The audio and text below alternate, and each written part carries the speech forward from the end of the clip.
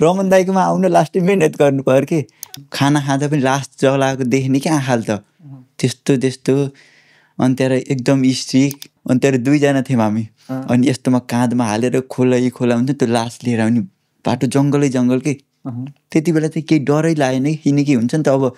आफूले यो काम गर्छु नै भनेपछि त्यो डर सर जाँदो रहेछ क्या हामी त दाइ होइन उतिखेरै आयो कि जर्मन थाहै भएन कि साँच्चै सिधै 12 क्लास पास सिधै ल्याङ्ग्वेज स्टार्ट A2 सकिँदा इन्टरभ्यू ठ्याक्क B1 सकेको 18 दिनमा उडेको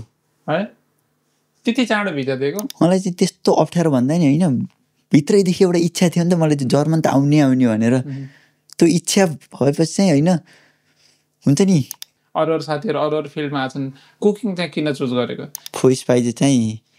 बनाएको मैले टोमाटो क्रेम जुपे मिट क्रेम फ्रेस एस्पुमा मैले थाहा पाएन तर ठिक छ पास कस्तो हुन्छ जस्तो first year second year third इयरमा कामहरू बिहान कति 6 बजेदेखि साँझको 5 बजेसम्म त्यस्तो बेलासम्म काम गराइदिन्छ 11 घन्टा काम गराइदिन्छ छुट्टी पनि दिँदैन यस्तो कुराहरू गर्दै थियो कस्तो हुन्छ त्यो स्टुटगार्ड फबएफए पनि आइरहेको हुन्छ कि फबएफए होफेनहाइम म्यानचेस्टर सिटी अब 18 दिनमा बायर्न म्युनिख आउँदैछ त्यति बेला चाहिँ म ठ्याक्क नेपाल उड्छु कि हेरिक्यानले देख्नै पाइने भएन स्यालेरीहरू चाहिँ कस्तो हुन्छ आउस्केलेन्टलाई चाहिँ अब एक ठाउँ मात्र होइन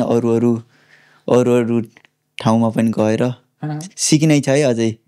आउस्केल्यान्ड भएपछि चाहिँ के अरे आउस्केल्यान्ड हुँदैमा चाहिँ सबै आउँछ भने चाहिँ हुँदैन सबै चाहिँ कसैलाई पनि आउँदैन फेरि सबैजना हरेक दिन केही न केही सिक्ने नै हो सेफले पनि सिक्ने नै हो हामीले पनि सिक्ने नै यति हो कि सेफहरू एक्सपिरियन्स हुन्छन् उनीहरूलाई अझै थाहा हुन्छ र उनीहरूले हामीलाई भन्न सक्छ नि त केही कुरा काम गरेर आउँछु 11 बजे आउँछु म राति 11 बजे आउँछु सुत्दा 1-2 वर्ष उठ्दाखेरि 8-10 हो 8-10 11 बच्चा उठ्यो खाजा खायो काममा यस्तो हुन्छ स्वावलम्बन नेपाललाई चाहिँ अहिले धेरै धन्यवाद दिन चाहन्छु एकदम गर्व छ कि त्यहाँ चाहिँ लास्टै राम्रो लाग्छ कहाँ दाजु लास्टै राम्रो छ के भन्ने कि शब्दै छैन साँच्चै नि के